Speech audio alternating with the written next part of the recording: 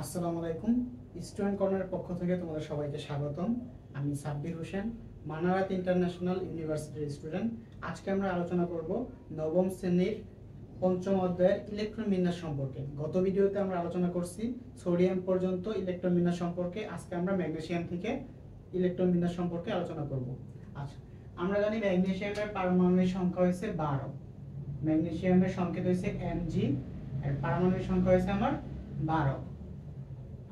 ম্যাগনেসিয়ামের electron বিন্যাস যদি করি, আমরা জানি প্রথমে ইলেকট্রন যায় প্রথম শক্তি স্তরে, আর এটার উপশক্তি স্তর আছে একটা।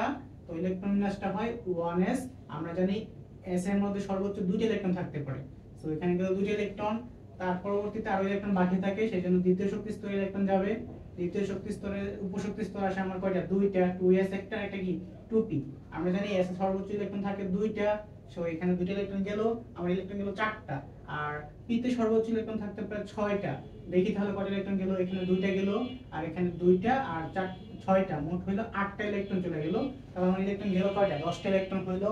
বাট ম্যাগনেসিয়ামের ইলেকট্রন আছে আমার 12টা। ঠিক আছে? সেই জন্য পরবর্তী শক্তি স্তরে যাবে। পরবর্তী শক্তি স্তর হচ্ছে তৃতীয় শক্তি স্তর।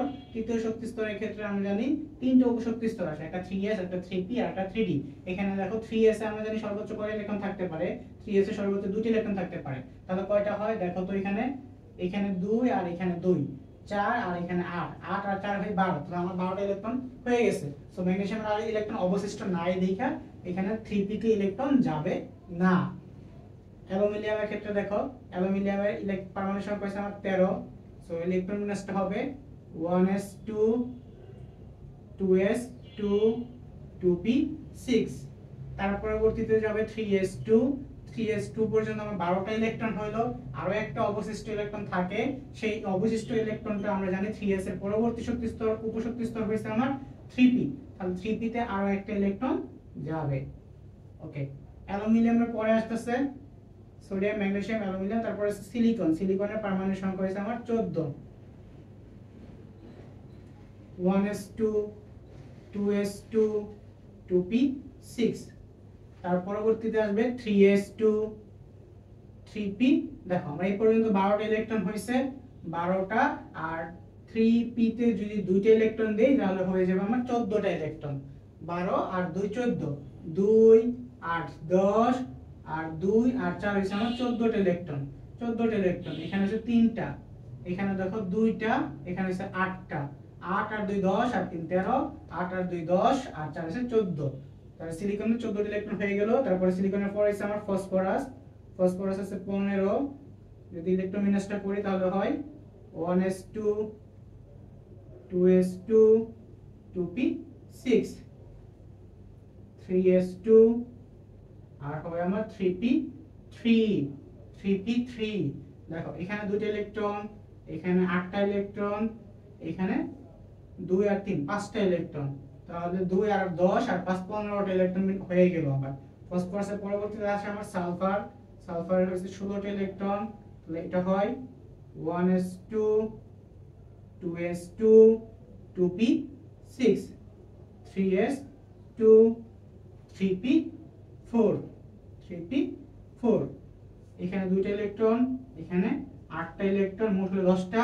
10 আর 2 12, 12 আর 4 14। এখানে ধরো 6টা ইলেকট্রন আছে।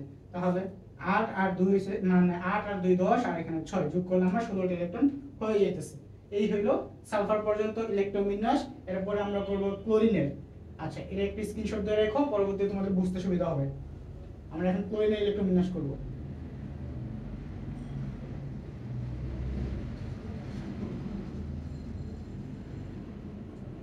ক্লোরিনের যদি ইলেকট্রন বিন্যাসটা করি, ক্লোরিনের পারমাণবিক সংখ্যা হচ্ছে আমার 17। তাহলে ইলেকট্রন বিন্যাসটা হয় 1s2, 2s2, 2p6, 3s2, 3p5।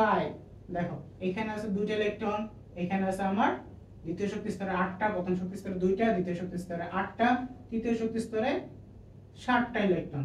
2 আর 10 আর 7 17টা ইলেকট্রন।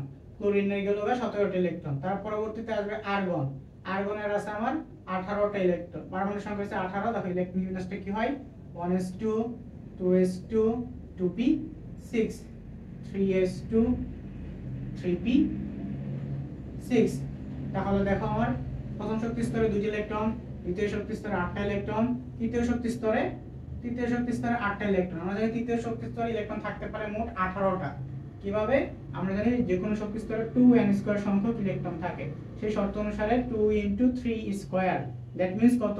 2 * 9, 9 দুগুণে 18টা। তৃতীয় শক্তি স্তরে সর্বোচ্চ 18টা ইলেকট্রন থাকতে পারে। এখানে দেখো আমার 8টা গেছে। আমরা জানি 3p এর পরে 3d আসে, কিন্তু 3d থেকে 4s এর শক্তি বেশি।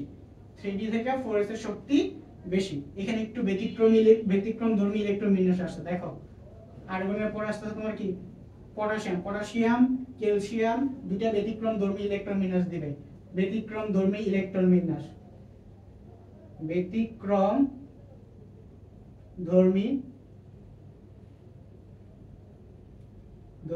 ইলেকট্রন বিন্যাস, ব্যতিক্রমধর্মী ইলেকট্রন বিন্যাস। আচ্ছা, পটাশিয়ামের পারমাণবিক সংখ্যা আছে আমার 19। ইলেকট্রন বিন্যাসটা হয় কি? 1s2 2s2 2p6 3s2 3p6। দেখো কয়টা ইলেকট্রন হয়? 2টা আর 8টা, 10টা, আর এখানে আছে আমার 8টা, 18টা, তাই না? আর একটা অবশিষ্ট ইলেকট্রন আছে না? তোমরা কি করবা? এখানে 3d দিয়ে দেবা। আমরা কি জানি, মানে 3 নম্বর শক্তি স্তরের ক্ষেত্রে উপশক্তি স্তর আছে 3টা, একটা কি? 3s, একটা 3p আর একটা 3d। বাট এখানে কথা আছে 3d থেকে 4s এর শক্তি কিন্তু কম। আমরা জানি কি ইলেকট্রন বিন্যাসের নীতিটা কি ছিল?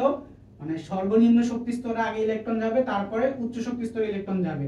সেই ক্ষেত্রে দেখো 4s এর আমরা যদি শক্তির মান বের করি, 4 এর ক্ষেত্রে n + l এর মান যদি দেখো, n এর মান হইছে আমার 4 প্লাস s এর জন্য l এর মান আমরা জানি কি 0, তাহলে মান আসে কত? 4। আর 3d এর ক্ষেত্রে দেখো n + l এর মান যদি বের করো তাহলে কি আসে? n এর জন্য 3 প্লাস d এর জন্য আসবে তোমার 2, তাহলে 3d এর মান কত আসে? 5। তার মানে কি 3d শক্তি বেশি, 4s এর শক্তি কম। সেজন্য তোমার 3d তে ইলেকট্রন আগে না যায়, 4s ইলেকট্রন আগে যাবে, 4s ইলেকট্রনটা আগে যাবে। আচ্ছা, তাহলে আমরা ইলেকট্রনটা যাবে কোথায়? 4s এ। আমরা জানি s এ সর্বোচ্চ ইলেকট্রন থাকতে পারে কয়টা? একটা ইলেকট্রন থাকতে পারে। সেজন্য 4s এ মাত্র একটা ইলেকট্রন যাবে। সরি, 4s এ সর্বোচ্চ দুইটা ইলেকট্রন থাকতে পারে, বাট আমার ইলেকট্রন লাগবে এখানে একটা, সেজন্য একটা ইলেকট্রন দিবা এখানে। আচ্ছা, পটাশিয়ামের পরবর্তীতে আস্তে আস্তে আমরা কি? ক্যালসিয়ামের কত? 20। দেখো ইলেকট্রন বিন্যাসটা কি হয়? 1s2 2s2 2p6 3s2 3p6 3p6। দেখো এই পর্যন্ত 18টা হইলো। 18টা হওয়ার পরবর্তীতে কি দিবা? এখানে তোমার 4s। আমরা জানি s এ সর্বোচ্চ কয়টা ইলেকট্রন থাকতে পারে? s এ সর্বোচ্চ 2টি ইলেকট্রন থাকতে পারে। তো এখানে 4s2 দিয়ে দিবা। তাহলে দেখো 20টা ইলেকট্রন হয়ে গেছে। ওকে, পরবর্তীতে আসে তোমার কি? স্ক্যান্ডিয়ামের পারমাণবিক সংখ্যা কত? 21। এই ক্ষেত্রে দেখো ইলেকট্রন বিন্যাসটা কি দাঁড়ায়? 1s2 2s2 2p6 তারপরে কি? 3s2 3p6 তার পরবর্তীতে আসবে তোমার কত? 4s2। 20টা হয়ে গেল। এখন আরো একটা অবশিষ্ট আছে, সেই অবশিষ্টটা তোমার যাবে পরবর্তী শক্তি স্তর, পরবর্তী উপশক্তি স্তর হইছে আমার কি? 3d। 3d তে তোমার যাবে কত? আর একটা ইলেকট্রন, অবশিষ্ট একটা ইলেকট্রন 3d তে চলে যাবে। আচ্ছা, স্ক্যান্ডিয়াম গেল। তারপরে কি? টাইটেনিয়ামের কত? 22। আর যদি করে তাহলে কি হয়? 1s2 2s2 2p6 3s2 3p6 4s2 আর হইছে আমার কি? 3d2। দেখো এই পর্যন্ত কয়টা ইলেকট্রন হইছে? 2টা, আর এখানে 8টা, 10টা, আর এখানেও 8টা, তাহলে 18টা, আর এখানে 2টা, 20টা, আর বাকি আছে কয়টা? 2টা। তাহলে 3d তে যাবে আমার বাকি 2টা, অবশিষ্ট 2টা ইলেকট্রন 3d তে প্রবেশ করবে। আজকে এই পর্যন্তই। নেক্সট ভিডিওতে আমরা পরবর্তী ইলেকট্রন বিন্যাসগুলো আলোচনা করব। ততক্ষণ পর্যন্ত ভালো থাকো। আসসালামু আলাইকুম।